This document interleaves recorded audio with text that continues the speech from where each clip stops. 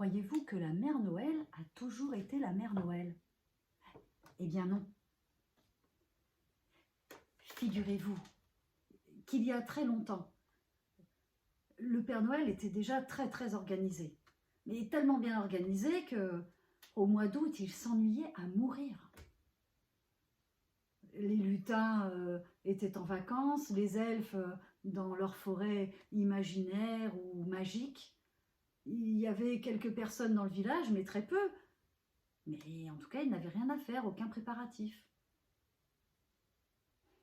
C'est là qu'il s'est dit que s'il vivait avec quelqu'un, ce serait quand même pas mal.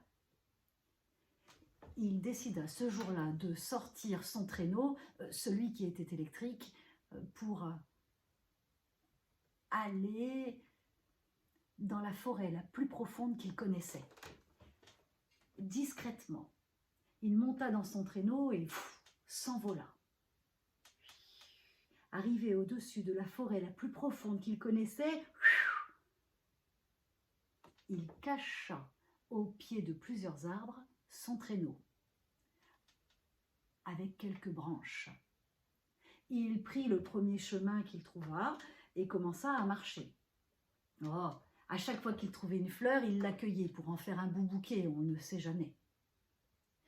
Et il avait déjà en effet un beau bouquet de fleurs dans les mains, quand, la tête baissée, il entendit « Bonjour, petit chaperon rouge. » Je ne suis pas le petit chaperon rouge, je suis le Père Noël. Bonjour. C'était le loup. Le loup crut que le Père Noël, que le petit chaperon rouge lui jouait un mauvais tour. Alors il fit comme s'il n'avait rien entendu et continua son cinéma habituel. Dis donc, petit chaperon rouge, qu'as-tu fait de ton petit pot de beurre et de ta galette pour aller voir ta mère grand? Oh, je n'ai ni petit pot de beurre ni de galette, mais je veux bien rencontrer mère grand. Eh bien, tu as qu'à prendre le chemin de gauche et moi je prendrai celui de droite. À tout à l'heure. Et le loup prit le chemin en courant. Bon, le Père Noël se dit que de rencontrer la mère grand pourrait être fort intéressant. Alors il prit le chemin de gauche, comme lui avait indiqué le loup. Et il marcha. Le loup, lui, évidemment, il arriva le premier chez la mère grand. Lorsqu'il toqua à la porte, la mère grand lui dit « Tire sur la chevillette et la bobinette, chéra !» Il tira sur la chevillette, la bobinette chéra, il entra, sauta sur la mère grand et il l'avala d'un trait. Il se glissa dans son lit et emmitouflé dans les draps. Évidemment, le Père Noël arriva.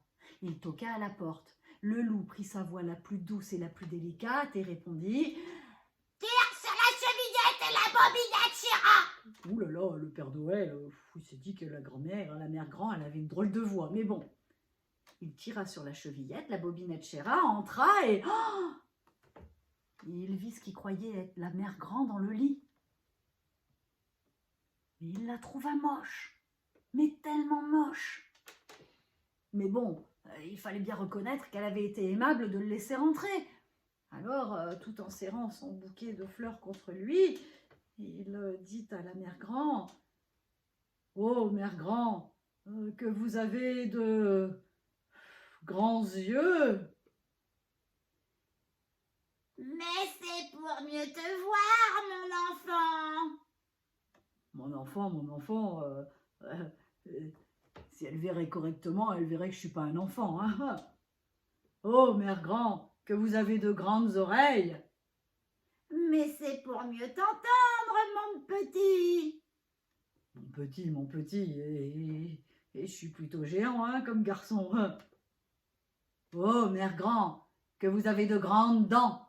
Et là, sans attendre la réponse du loup, le Père Noël sauta sur le loup, lui donna un grand coup de poing dans le ventre, ce qui fit ressortir la mère grand qui va se poser, plaf, juste à côté du Père Noël.